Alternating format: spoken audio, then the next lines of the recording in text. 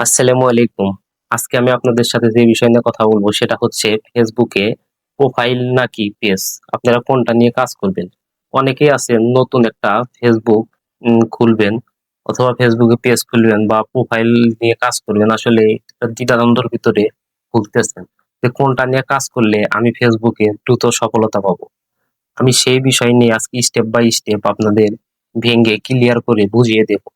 Profile নিয়ে কাজ করলে সুবিধা এবং অসুবিধাগুলা কি কি এবং পেজ নিয়ে কাজ করলে কি কি সুবিধা এবং অসুবিধা হতে পারে। আসুন আর কথা না বাড়িয়ে প্রথমেই চলে যাই আমরা ফেসবুক প্রোফাইলে কি কি সুবিধা এবং কি কি অসুবিধা হতে পারে। প্রথমত, ফেসবুকে প্রোফাইল নিয়ে কাজ করলে আপনি খুব সহজেই 5,000 ফলোয়ার গেইন করতে পারবেন। আপনি আপনার মন মতো আপনার পরিচিত যারা আছে তাদের ফ্রেন্ড রিকোয়েস্ট পাঠায়া দেখা যায় যে 2, 4, 5 দিন বা 7 দিনের ভিতরেই আপনি 5,000 ফলোয়ার কমপ্লিট করতে পারবেন। তারপরে একটা সময় গিয়ে আপনি সেই প্রোফাইলটাকে প্রফেশনাল ড্যাশবোর্ডটা অন করলেই কিন্তু আপনার সেটা পেজ আকারে হয়ে যাবে। এটা কিন্তু সহজ। কিন্তু দেখা যায় যে সেই ক্ষেত্রে এই চ্যানেলটা কিন্তু অনেক সময় গ্রো করাইতে অনেক কষ্ট হয়। কারণ আপনি যে ওই যে যাদের পরিচিতদের আপনি ফ্রেন্ড রিকোয়েস্ট পাঠাইছেন ওরা কিন্তু আপনার ভিডিওগুলা কিন্তু সবসময় দেখবে না। ওরা কিন্তু আপনার ফেস পরিচিতদের দেইখা আপনার ফ্রেন্ড রিকোয়েস্ট গুলা অ্যাকসেপ্ট করছে। আপনার সাথে সবসময় যোগাযোগ রাখার জন্য ওরা কিন্তু ফ্রেন্ড রিকোয়েস্ট গুলো অ্যাকসেপ্ট করছে এবং আপনার ওদের সবাইকে মিলিয়ে কিন্তু আপনার 5,000 ফলোয়ার হইছে। তো ফেসবুক প্রোফাইলে আসলে কাজ করলে এই কিছু সুবিধাও পাবেন আবার কিছু অসুবিধাও আছে। আর এখন আসেন একটু পেজ নিয়ে কথা বলি। ফেসবুক পেজে যখন আপনি কাজ করবেন, এটা আপনার গ্রো করতে ১ম দিকে অনেক কষ্ট হবে। আপনাকে ডেইলি ২ টা থেকে ৩ টা ভিডিও ছাড়তে হবে, স্টোরি ছাড়তে হবে। তারপরে হচ্ছে এইখানে কিন্তু ফলোয়ার গেইন করা অনেক কষ্ট।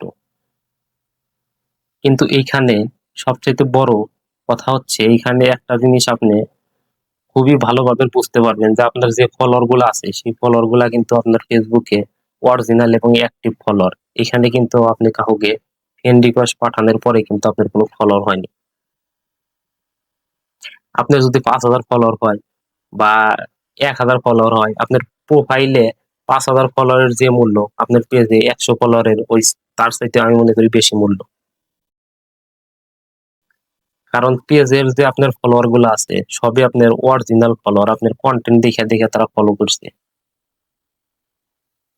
তো সেই ক্ষেত্রে আমি বলবো যে আপনার পেজের আপনি একটা পেজ নিয়ে অরিজিনালি কাজ করেন। কারণ পেজে কাজ করলে পারে যদি আপনার একটা সময় একটা ভিডিও দেখা যায় লেগে যায় সেখান থেকে কিন্তু আপনার পেজটা গ্রো হইতে ১ মাসও লাগতে পারে, ২ মাসও লাগতে পারে। ২-৩ মাসের ভিতরেই দেখা যায় যে আপনি একটা ভালো পর্যায়ে পেজটা দাঁড়াইতে পারে।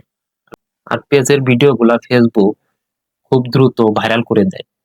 সেই ক্ষেত্রে আমি বলবো আপনারা যদি পেজ অথবা প্রোফাইল নিয়ে দ্বিধাদ্বন্দ্বে ভুগছেন, সেই ক্ষেত্রে আপনি একটা পেজ খুলে কাজ শুরু করেন। আপনার একটা ফলোয়ারের দরকার নাই। আপনার অটোমেটিক্যালি ফলোয়ার তৈরি হয়ে যাবে।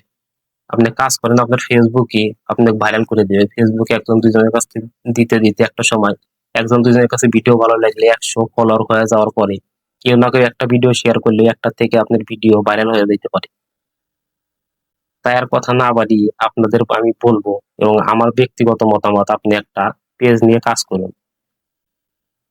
তো আজকের মতো এই পর্যন্তই। যদি ভিডিওটি কারোর ভালো লেগে থাকে অবশ্যই চ্যানেলটা সাবস্ক্রাইব করবেন, পাশে থাকবেন, একটা লাইক দিবেন।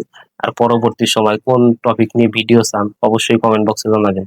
সবাই ভালো থাকবেন, সুস্থ থাকবেন। আল্লাহ হাফেজ।